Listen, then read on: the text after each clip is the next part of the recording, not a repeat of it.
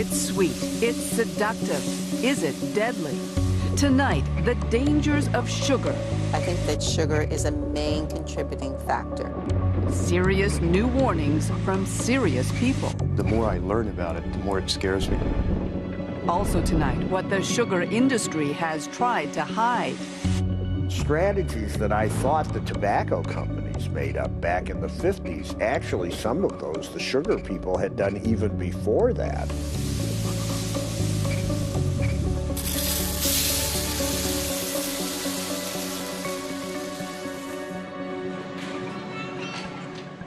When the Breeden family goes shopping, like most Canadians, they try to buy healthy. Let's go. But like most Canadians, they don't always succeed. They're busy. Meals have to be quick.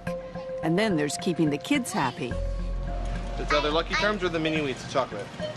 No, I want a Lucky Ones. Okay, Lucky Charms? Okay. You want one that looks like half a moon? Or you want A lot of what they eat is processed. They assume it's nutritious, but they've never paid much attention to what's in the food they buy, have no idea how much sugar is hidden in it. All right, guys, so I want you to just kind of start by telling me a little bit about some of the groceries that you got today and where Registered dietitian Jacqueline Pritchard is about to help them figure it out. Have you guys ever taken a look at any of the nutrition labels or really paid The attention label on to this what it Nesquik was? cereal says there are 10 grams of sugar in 3/4 of a cup. But whoever eats just 3/4 of a cup? Just check the ingredients now. But how many of those would go into your bowl to make up your bowl of cereal? For me, I'd say probably like eight or nine. Okay. 11. That's a lot of cereal. And as Jonathan Breeden is about to find out, an awful lot of added sugar. So in your serving of cereal, of about 8 of these servings, Yeah. you're looking at about 20 teaspoons of sugar added Yeah, of non-nutritional value. That's a lot. Yeah. So let's start at the beginning. What do we mean when we say sugar? Well, whether it's the white stuff that you bake with or the brown stuff that you sprinkle on your oatmeal, whether it's honey, molasses, syrup, maybe the high fructose corn syrup you've heard of, there's a lot of that in things like pop. Chemically, it's all pretty much the same thing, and we do consume a lot.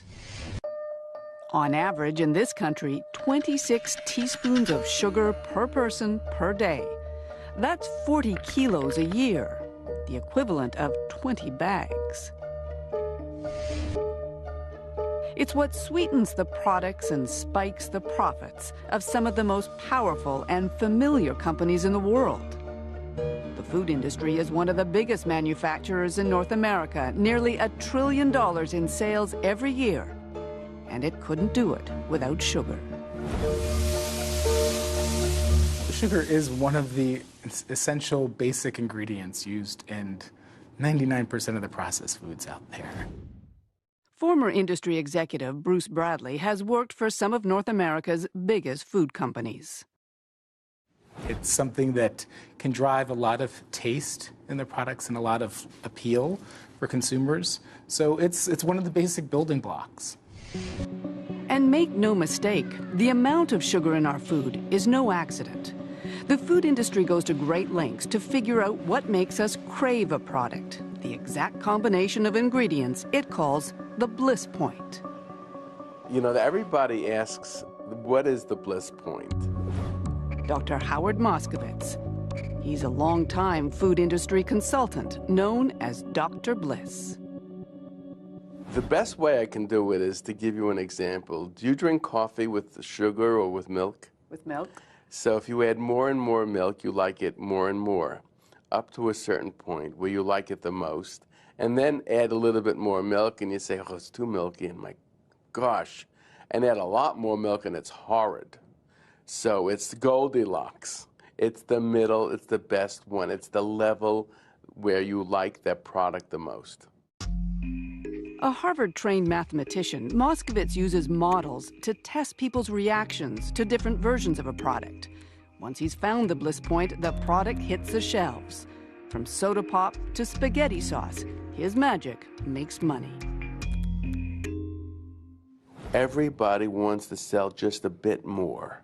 How do you get that immediate increase in acceptance? Those in the know realize you can add a little sugar. A little. The first thing to know is that 4 grams of sugar is 1 teaspoon. So with that in mind, let's look at some products. It's no surprise Coca-Cola has a lot of sugar. 40 grams a can, that's 10 teaspoons. But much of the sugar we eat is hidden in foods we don't necessarily think of as sweet. This oatmeal, 3 3/4 teaspoons of sugar a bowl. This vanilla-flavored yogurt, nearly 5 teaspoons in just half a cup. You can find sugar added to bread, soup, all kinds of condiments, hot dogs. This chicken dinner, labeled healthy choice, has 5½ teaspoons of sugar in every serving. Is this the result? There's no question, as our consumption of sugars has grown, so have our bodies. Canada doesn't keep good statistics, so we've used American ones. And those stats raise the troubling question, are we changing our evolutionary shape? Here's the line showing our sugar consumption for the last 50 years. Here's the number of people who've become overweight and obese. Now, look at this line. It's for cases of type 2 diabetes. And this one, diseases of the heart. Back in the 80s and 90s, we used to blame a lot of those problems on dietary fat. But then we started taking fat out of our foods. Did the incidence of disease go down? No. So that got a lot of doctors and nutritionists asking why. The answer, according to an increasingly vocal group, is sugar. Which was worse, the sugar or the fat? The sugar 1,000 times over. Robert Lustig, doctor, author, medical professor, and one of the leaders of the anti-sugar campaign. The fact is, our food supply has been altered and adulterated under our very noses and in plain sight over the past 30 years. In addition to treating obese kids, Lustig is a YouTube sensation.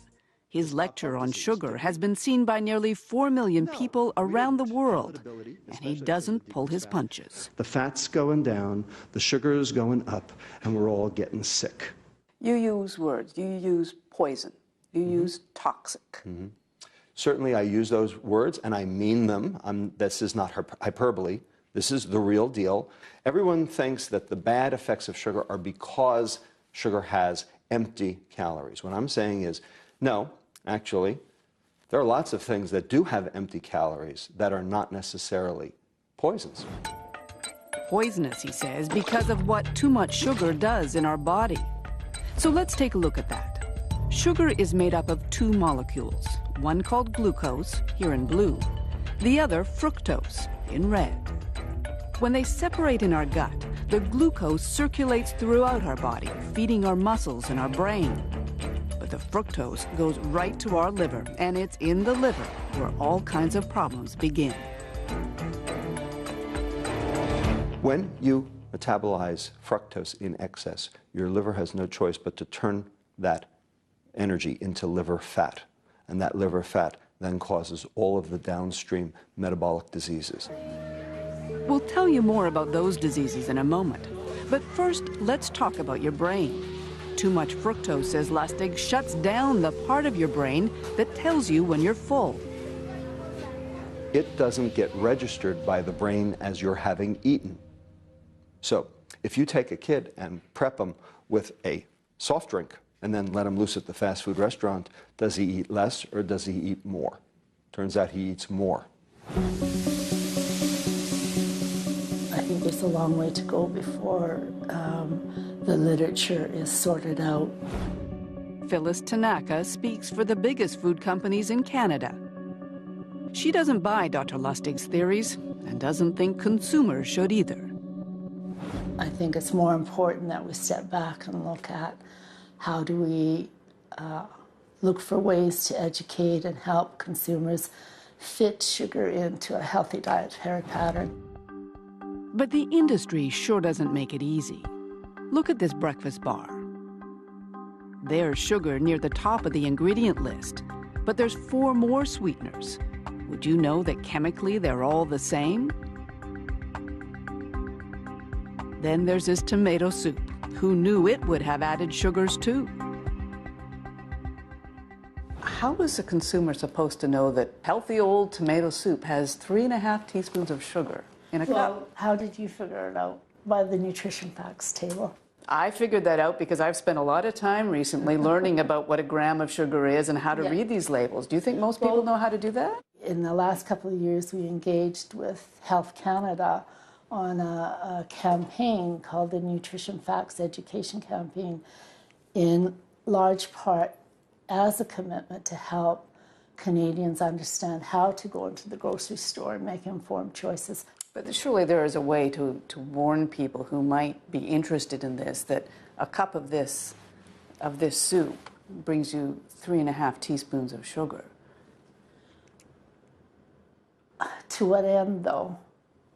Well, if they have decided that as part of their healthy diet they want to eat less sugar. Well, let me see. Then they would use this same label. The only information on the label is 14 grams of sugar in half a cup. Do you know what that means? You shouldn't have to be a dietitian to figure out how much added sugar you're eating, but it helps. Jacqueline Pritchard has added up all the sugar Jonathan eats in a week. It's pretty scary. This is your week's worth of sugar intake then. So this is equal to 245 teaspoons of sugar. That's a lot of sugar. When we come back, what all that excess sugar might be leading to.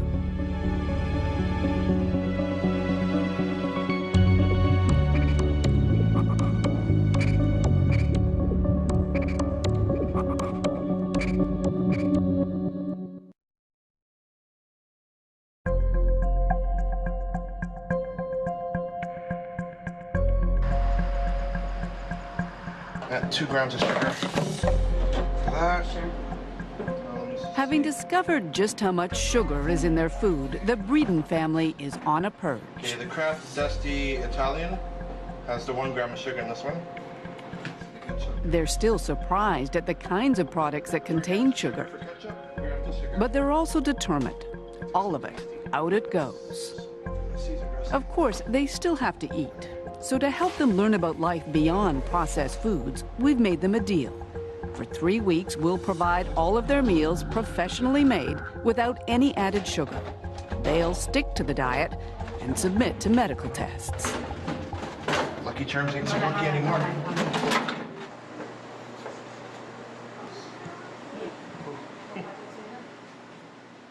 They're only in their mid-20s, but according to medical standards, both Jonathan and Anna are technically obese. 5-year-old Ruby is hovering on the edge. We started our experiment by having their blood tested and analyzed by obesity specialist Dr. Dan Flanders. The family, he says, is heading for trouble. Looking at these results, I would say that I'm very concerned. Quite frankly, if they don't make meaningful change to their lifestyle relatively soon, there's a higher chance that they're heading for a life of lousy quality of life and early death. Like most of us getting fatter and sicker, the Breedens might be forgiven their nutritional ignorance. But the food industry has known and discussed links between processed food and disease for decades.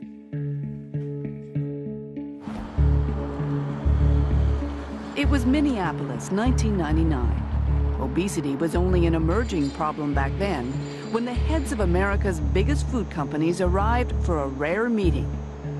Among them, the heads of Kraft, Nabisco, Nestle, Coca-Cola, and General Mills. These are executives who normally are fighting each other for space on the grocery store. They don't get together very often, but in '99 they got together to talk about obesity. Reporter and author Michael Moss. He described the Minneapolis meeting in his best-selling book.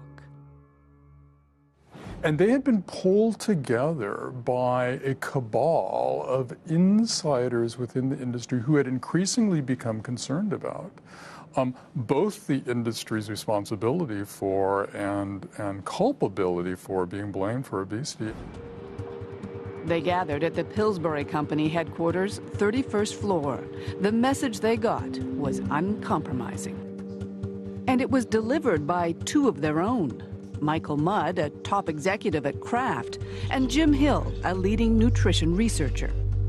In a slide presentation obtained by the Fifth Estate, the two men gave it to the bosses straight. A national epidemic.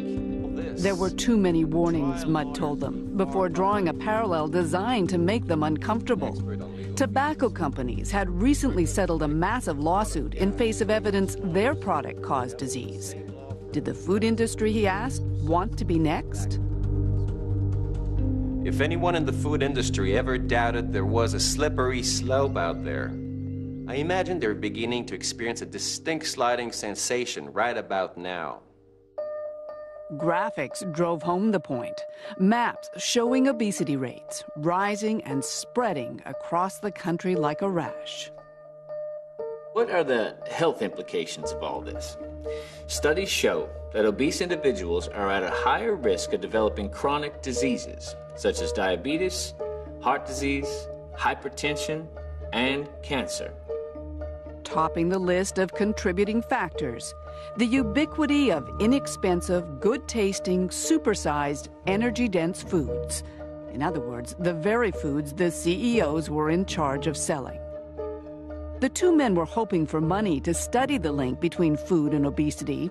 Instead, they got a tongue lashing, starting with Stephen Sanger, the head of General Mills.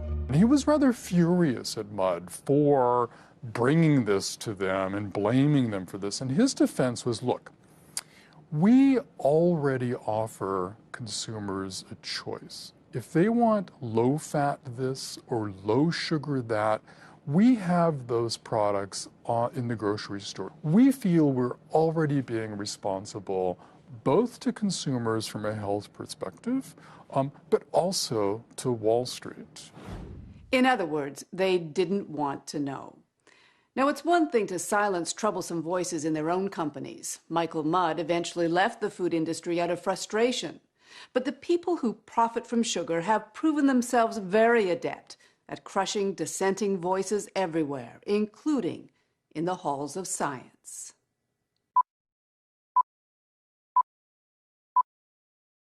In front of us, day by day, are increasingly more and more very tempting foods. His name was John Yudkin, a British nutritionist who in 1972 wrote a book the sugar industry did not like.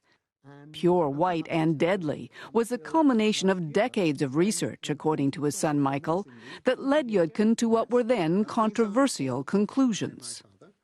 He started to wonder late in the 1950s whether sugar might be a culprit in the increase in heart disease. More significant than fat, which was the prevailing opinion at the time. More significant than fat, certainly more significant than fat, but that sugar was also involved in a number of other undesirable conditions, particularly diabetes and obesity. That thesis soon put Yudkin in direct conflict with Big Sugar's biggest apologist, this man, American nutritionist Ancel Keys. Keys would later be exposed as having been funded by the industry, but not before he helped destroy John Yudkin's reputation. And as early as the 1950s, he had started producing publications suggesting that dietary fat was a problem. Award-winning science writer and author Gary Taubes. Keys successfully managed to detain Yudkin with this smell of quackery, and from then on in, anyone else for the next 20, 30 years who did research on sugar was accused of being just like Yudkin. There was a systematic campaign to discredit or ignore his work. Because of the actions of the sugar industry in the 70s, virtually no research was funded. You know, this idea that if you study sugar, you're just like Yudkin and he was a quack. But that's remarkable. I mean, what you're saying, scientific investigation into the link between sugar and disease ground to a halt? It ground to a halt. When we return, the science is back. What happens when you take healthy students and feed them too much sugar?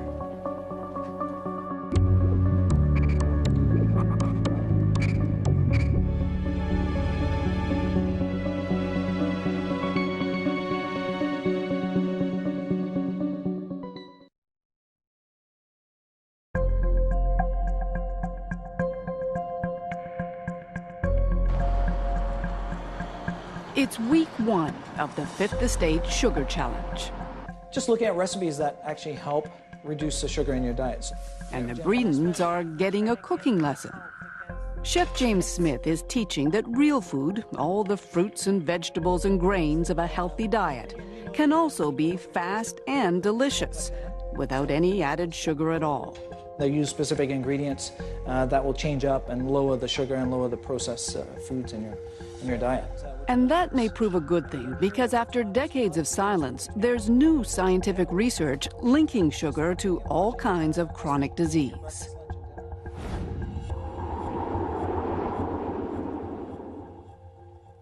Jonathan's blood work suggests he may be on the verge of getting one. Dr. Dan Flanders. His results suggest that he's pre-diabetic, that his levels have been high, and that if we don't make some changes to his lifestyle soon, diabetes is coming. Today in North America, it's estimated more than 100 million people are diabetic or pre-diabetic.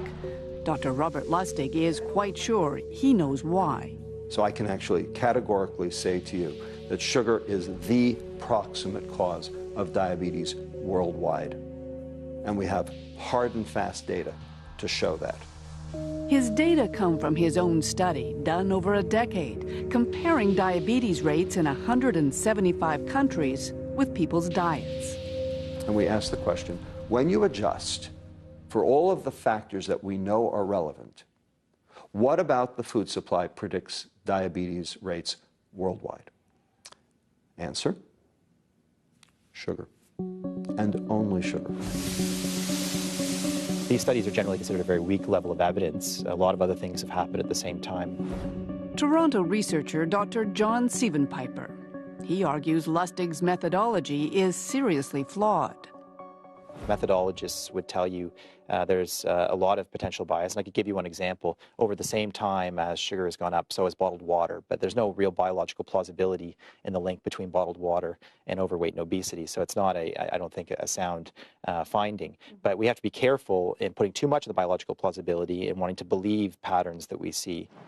His point is it's hard to know what causes disease, and ethically you can't induce it to find out. But you can test for markers, warning signs that disease may be coming. And that's what they're doing here at the University of California at Davis.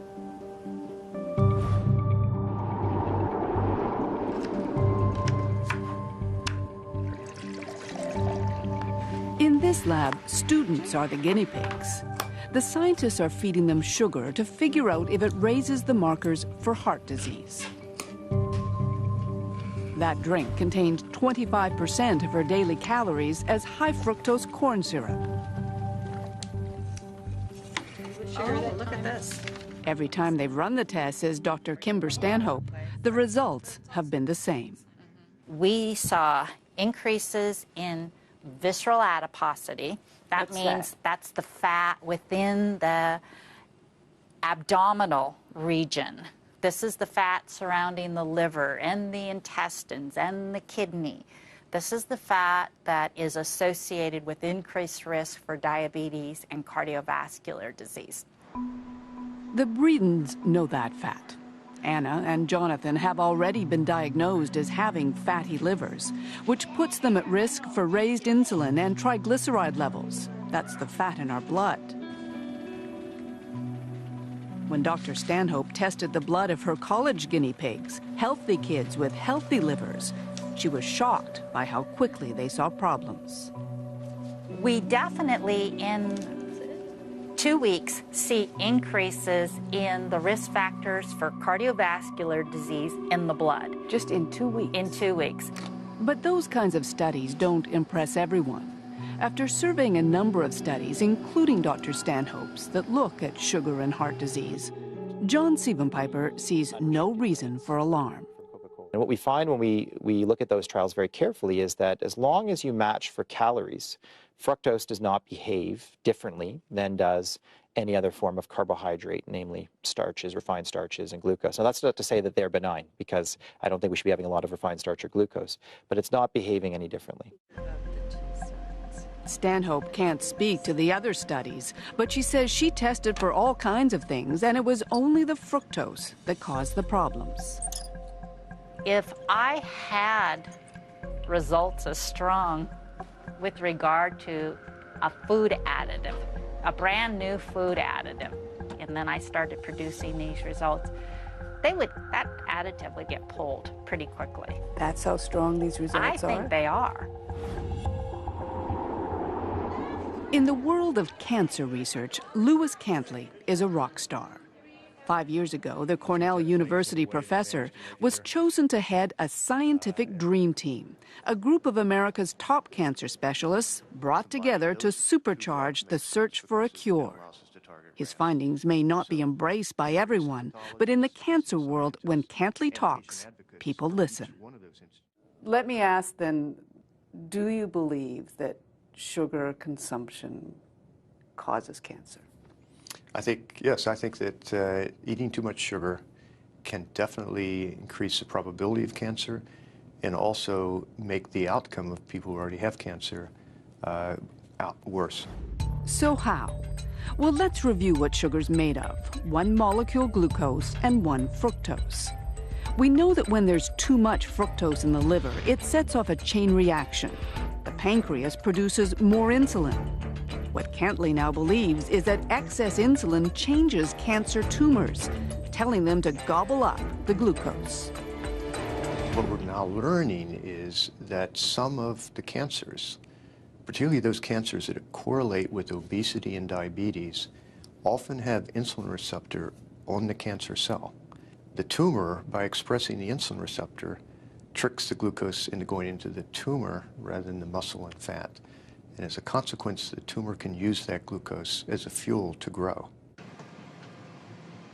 So if sugar can fuel existing tumors and make them grow, can it also cause tumors to form in the first place?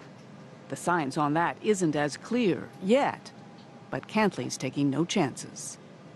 It scares me, yes. I think if definitely, for example, I'll eat fruit. Fruit has sugar in it, obviously. But if I can avoid any sugar at all in any drinks that I drink or foods, I try to avoid processed foods because it's hard to find one that doesn't have sugar in it. I certainly avoid sugar when I can.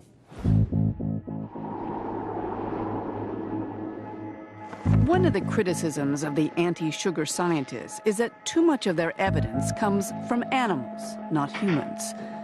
That said, here at Brown University in Rhode Island, they're doing studies they think should make a lot of humans nervous. This rat is perfectly healthy. Put him in a vat of water and he finds his way to safety every time. 5.2. Now, look at this guy. What he's been eating is the equivalent of a North American diet, complete with all the fats and sugars we regularly consume. He doesn't know where to go. His brain has been damaged. These rats were totally normal, and then they turned into demented animals. They don't remember their learning after even a day. And as the challenge gets harder and harder, they fail more and more, just like a human with Alzheimer's disease. 36.2. In this lab, the belief now is that Alzheimer's is really diabetes of the brain, linked to insulin levels, which can be affected by too much sugar. Professor Suzanne Delamonte. Insulin resistance, we now know, can occur in any organ. It can occur in the muscles, that's what diabetes is. It can occur in the liver, that causes fatty liver disease. It can occur in the ovaries, that's polycystic ovary disease. And it can occur in the brain, and we think that's Alzheimer's. Now, it's important to remember that none of this research represents the scientific mainstream. The case against sugar has not been proven.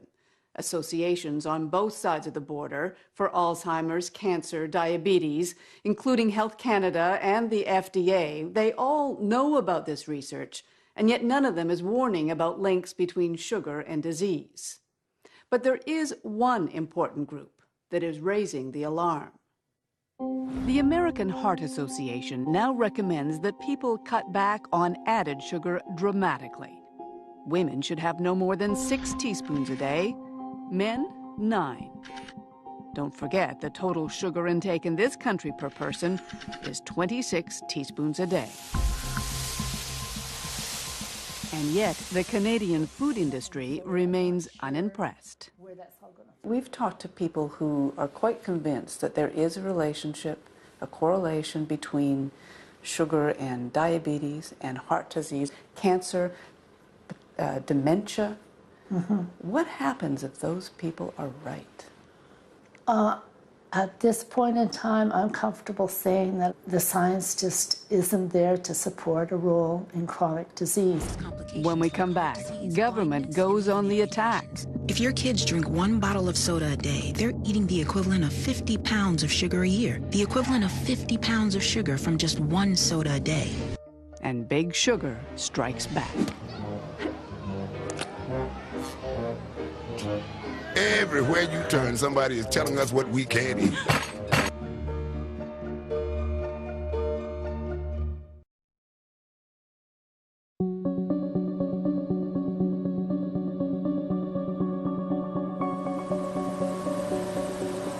Worldwide, there are few industries more powerful than the processed food industry, or the sugar industry that feeds it. And yet, for all their power, we know remarkably little about how they work. Kristen Cousins is determined to change that.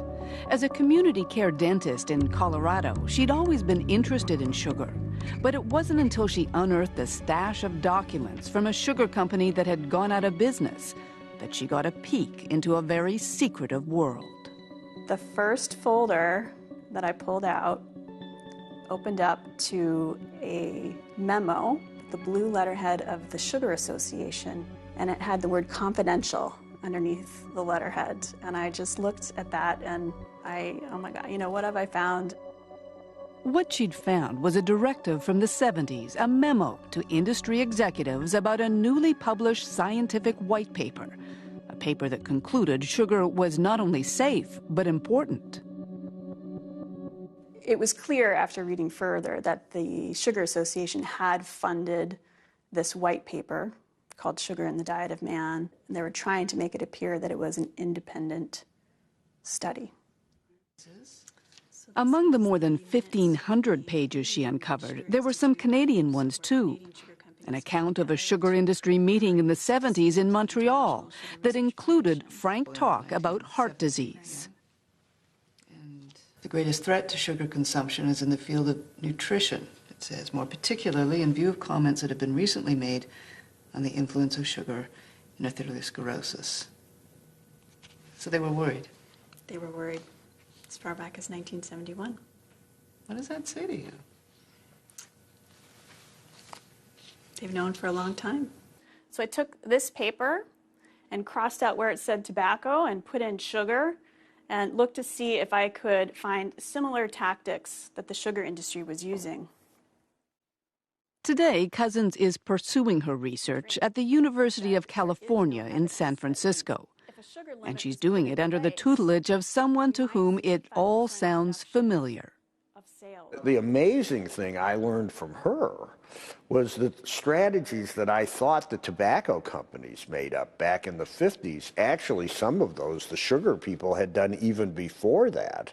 Well, you know, now we have 83 million pages of industry documents that's on the internet. We don't bother. Stan Glantz is famous in litigation circles as a man who first publicized secret tobacco industry documents that prove cigarette companies knew their product was dangerous. In the new sugar documents, he sees lots of parallels. make it more organized. Well, one parallel is just trying to undermine science. Another one is working to try to attack and intimidate scientists and others who are coming up with results that these big corporate interests don't like. Another one is trying to subvert sensible regulation. The sugar industry has decades of practice in that. In 2003, the World Health Organization in Geneva was looking at a resolution recommending people reduce their sugar intake to just 10% of what they eat. It had broad appeal among health experts, but then the industry weighed in. The sugar industry went to their friends in the U.S. Congress, and they got these very influential congressmen to write letters and say that this is simply unacceptable, and in fact that the U.S. would pull its funding for the World Health Organization if this report continued. 5 months later, the recommendation quietly disappeared. Having seen the movie before, Stan Glantz says we can't afford to let it happen again. We wouldn't have a tobacco epidemic if there wasn't a tobacco industry. We wouldn't have an obesity epidemic if there wasn't an industry that was making a lot of money selling sugar and fat and salt and things like that. And to me, the bottom line is that one of the key disease vectors for non-communicable diseases is big corporations. And I think we're going to have to get these big corporations under control. It has become a bit of a moral issue. When you see how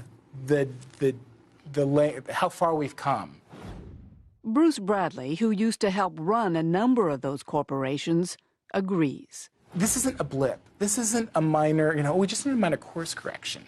We're on a completely wrong trajectory with our health. What's the answer then? I think the honest answer is that we need government to step in and to become an advocate for consumers. But sugary drinks are a big reason for. But look what's happened when governments have tried. Earlier this year, New York City passed a law banning supersized sugary drinks. If your kids drink 1 bottle of soda a day, they're eating the equivalent of 50 pounds of sugar a year. The equivalent of 50 pounds of sugar from just 1 soda a day. Industry's response? To ridicule Mayor Michael Bloomberg as an overbearing nanny. The law was later overturned by the courts.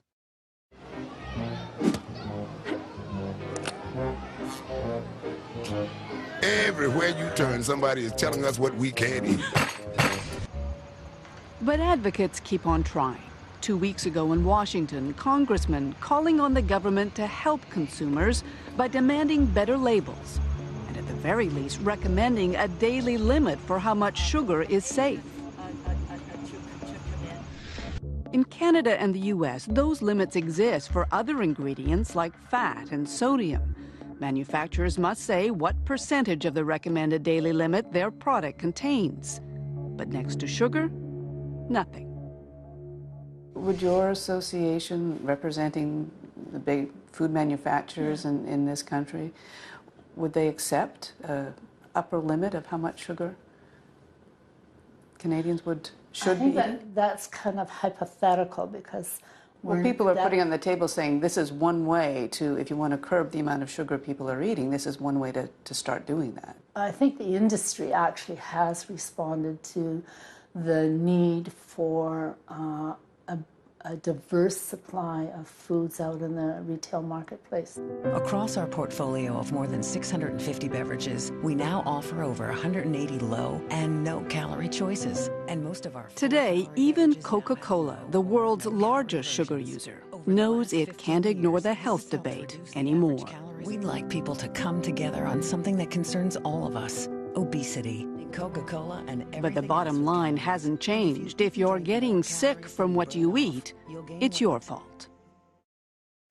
For people to blame the consumer, to blame the victim in all of this, just as the tobacco companies blame the 12-year-olds they go out and addict, it's just not fair because people aren't given the information that they need if they're trying to make a good choice. As with tobacco, at some point it will all come down to lives and to dollars. The reckoning, warns Dr. Lustig, is coming.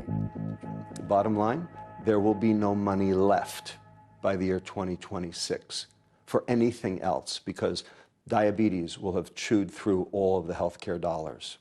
There will be no healthcare in 13 years here in America if we do nothing, and I'm sure Canada is right behind.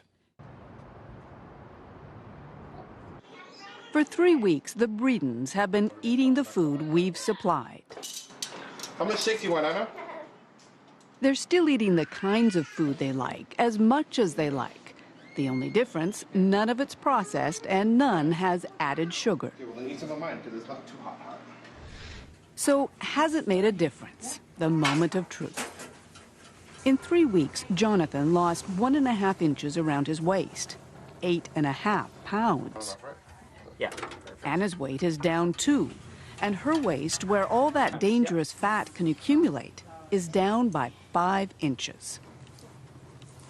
Hello. And what effect did all that have on their blood work? I'm Dr. Flanders. Nice to meet you. Metabolism. Okay, so Jonathan, I'm glad to say that there's some real signs of things improving. If we have a look at your cholesterol level, it's actually gone down by 10%, which is fabulous. Your triglycerides have gone down by 20%. Okay, so Anna... Her results are equally good. And while our 3-week experiment is far from scientific proof of anything, Dr. Flanders is pleased. Could improve your health in the long run. So this is some evidence that the changes that you've made to your eating are helping to make your body happier, healthier. This is fantastic news. This is really great. Well, when we first started the project, I thought the change would be like really little, that I wouldn't see anything. But to see how dramatically it's changed means to me that like it's really good. It was a big change. At first it was hell, but good results. I'm happy.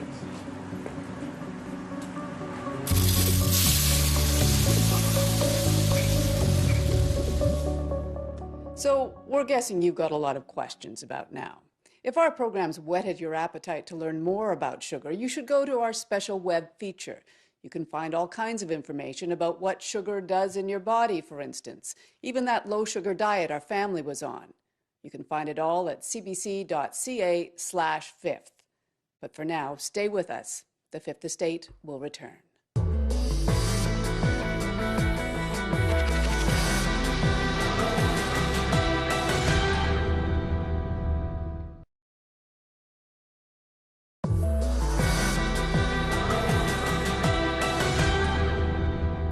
Welcome back. Now here's a look what's coming up on the Fifth Estate. I'm Mark Kelly in Bangladesh. This mountain of rubble is a monument to the 1,100 lives lost here last April, when this garment factory collapsed, unleashing the stories that had long been locked inside. 1,000 people died. No one said a thing. Do you recognize these shorts? We meet the people who make your clothes and find out where those clothes were really made. This is your address. This is where this came from. The truth that retailers don't want you to know. You've been hit. You've been hit. You've been hit. Do any of you worry that one day you may die in your factory? Of course. Of course. Of course. Dangerous factories and dark secrets made in Bangladesh. Next week on The Fifth Estate. Now don't forget to visit our website. It's at cbc.ca/fifth. You can also find out about the Fifth Estate on Facebook and on Twitter. I'm Gillian Findlay, and for everyone here at the Fifth Estate, thanks for watching. We'll see you soon.